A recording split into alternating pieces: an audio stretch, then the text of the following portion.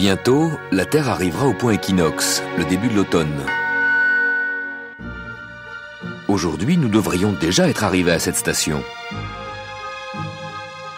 La Terre a pris du retard. Elle a mis plus de temps pour parcourir cette moitié été de son orbite, en jaune, que cette moitié hiver, en bleu. Vérifiez sur votre calendrier. De l'équinoxe d'automne à l'équinoxe de printemps, il y a 179 jours. De l'équinoxe de printemps jusqu'à l'équinoxe d'automne, il y a 186 jours. La Terre met 7 jours de plus pour cette moitié été. Pourquoi? Parce que l'orbite de la Terre est très légèrement déformée en ellipse. Les planètes, quand elles sont proches du Soleil, tournent plus vite que quand elles sont loin. Comme le caillou qu'on fait tourner au bout d'une ficelle. Il tourne lentement quand la ficelle est longue et s'accélère quand la ficelle se raccourcit. En juillet, la Terre est au plus loin du Soleil. Elle ralentit sa marche. En janvier, elle est au plus près. Elle accélère. C'est la loi de Kepler. Depuis le XVIIe siècle, elle sert à calculer les mouvements des planètes, les trajectoires des vaisseaux spatiaux et aussi le calendrier de votre vie quotidienne. Quand Soleil, Lune, Terre sont bien alignés, l'ombre de la Lune frappe la Terre. C'est l'éclipse du Soleil. En 2 semaines, la Lune parcourt la moitié de son orbite autour de la Terre et elle se place exactement en face du Soleil. Elle prend la lumière du Soleil en pleine face. C'est la pleine Lune.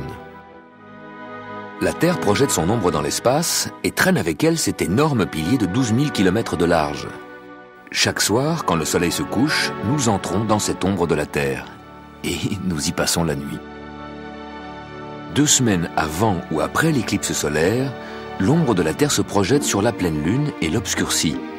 C'est l'éclipse lunaire, et nous pouvons enfin voir l'ombre de la Terre. Pendant l'éclipse, la Lune prend des couleurs. Ce sont les rayons du Soleil qui, avant d'arriver sur la Lune, frôlent la Terre et traversent l'atmosphère qui absorbe toutes les couleurs sauf le rouge, comme au coucher du Soleil. Les rayons qui font rougir la Lune sont en quelque sorte des rayons de soleil couchant. Parfois, quand la pleine Lune se lève, elle est déjà éclipsée par l'ombre de la Terre et colorée par les rayons du soleil couchant. Pourquoi est-ce justement le soir de la pleine Lune qu'il y a éclipse? La Lune tourne autour de la Terre en 4 semaines. Pendant tout ce temps, l'ombre de la Terre, du côté opposé au Soleil, se perd dans l'espace, invisible. On oublie même que la Terre a une ombre. Quand la Lune se trouve en face du Soleil, nous voyons toute la moitié de la Lune éclairée par le Soleil. C'est la pleine Lune. C'est ici, également en face du Soleil, que se trouve l'ombre de la Terre. C'est donc forcément la pleine Lune en face du Soleil qui va traverser cette ombre. Le Soleil est plus grand que la Terre. Cela donne une zone d'ombre entourée d'un anneau de pénombre.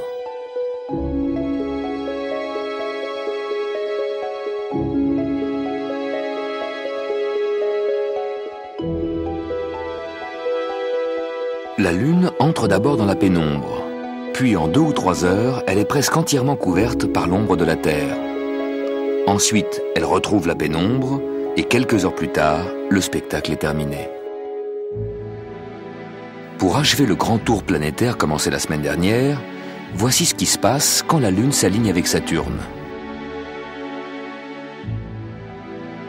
La veille de l'alignement, la Lune est à 4 doigts à droite de Saturne. Les 2 astres traversent le ciel côte à côte. Pendant la nuit, la Lune, qui avance sur son orbite autour de la Terre, semble se rapprocher encore de Saturne. À l'aube du lendemain matin, la Lune n'est plus qu'à 2 doigts de Saturne. La différence de 2 doigts entre le soir et le lendemain matin, c'est la distance que la Lune a parcourue sur son orbite pendant la nuit, 30 000 km. Vous pouvez les voir au bout de vos 2 doigts. La Lune tourne autour de la Terre pendant que la Terre avance sur son orbite. Mais la trajectoire de la Lune s'étire en longueur car la Terre avance très vite. Cette nuit, pendant que la Lune a fait ses 30 000 km autour de la Terre en a fait presque 1 million sur son orbite, en emportant la Lune avec elle.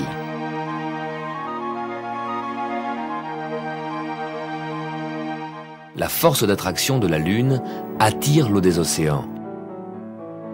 Si la Lune est alignée avec le Soleil, leurs forces d'attraction s'additionnent, se conjuguent et provoquent chaque mois les marées les plus fortes. Pourquoi les marées d'équinoxe sont-elles plus fortes que les autres?